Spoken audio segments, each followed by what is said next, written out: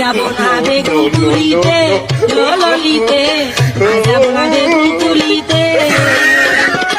বেটিরা বেশি স্বাধীনতা পেলে তাদের মুখটা যে স্যালো মেশিন হয়ে যায় তার জ্বলন্ত প্রমাণ এই আপায়। কি ব্যাপার?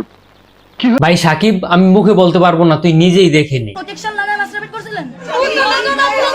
আহারে, আপাটা কি লজ্জা পাইছে? মানে নিজে দেহ ব্যবসায়ী হয়ে আরেকজনের বিচার করতে গেছে। মানে নিজে গু খায় গন্ধ লাগে না, রাস্তার কুত্তারে যে জিগায় এই তুই গু খাস কেন? প্রোটেকশন লাগায় মাস্টারবেট করছিলেন? মানে কত বড় বেহায়া নির্বোধ হইলে একজন দর্শককে এই ধরনের প্রশ্ন করে পুলিশ, আর্মি, বাচ্চাদের সামনে। শুধু কি শয়তান? আমার তো মনে হয় ইনি শয়তানের খালাম্মা। আর যাই হোক, তোদের দিকে চোখ তুলে তাকানোর সাহস অন্যায়, কারণ তোরা যেভাবে গাল ফাঁক করে কথা বলতাছিস কখন জানি ওরা গিল্লা খায়া ফেলো।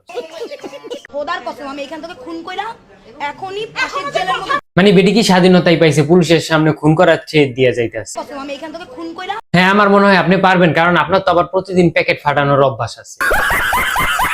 বুঝাবেন আমি কি বোকাচোদা নাকি আমার কপালের বোকাচোদা লেখা আছে? না, তুই বোকাচোদা না, বোকাচোদা তো আমরা, কারণ তোর ভিডিওটা আসার সাথে সাথে আমরা দেখতে চলে গেছিলাম। পুলিশ বলছে চাইলে আপনারা অর্থদণ্ড নেন। থানাও বাংলাদেশ আর্মি প্রথম 4 ঘন্টা কই ছিল? কই তাল খেতেছিল? তুই গাল ফাঁক করে যেভাবে সেনাবাহিনীদের সাথে তর্ক করছিস তাতে সেনাবাহিনীরা একটুও ভয় পায়নি, কারণ তোর ফাঁক বোঝানোর জন্য সেনাবাহিনীদের কাছে কামান আছে। কি বোকাচোদা নাকি আমার কপালের বোকাচোদা লেখা? দেশে কোন স্বাধীন কথা বলার স্বাধীনতা পাইছিস, তাই বলে কি লাইডি কুত্তার মতো সেনাবাহিনীদের সাথে ঘেউ ঘেউ করে টিকতে পারবি? সেনাবাহিনীর কাছে আমি দুঃখিত। বাংলাদেশ সেনাবাহিনীকে আমি বলতে চাই যে আমি আন্তরিকভাবে দুঃখিত আপনাদের কাছে। সবাই কোটা পুলিশ, সবাই কোটা পুলিশ।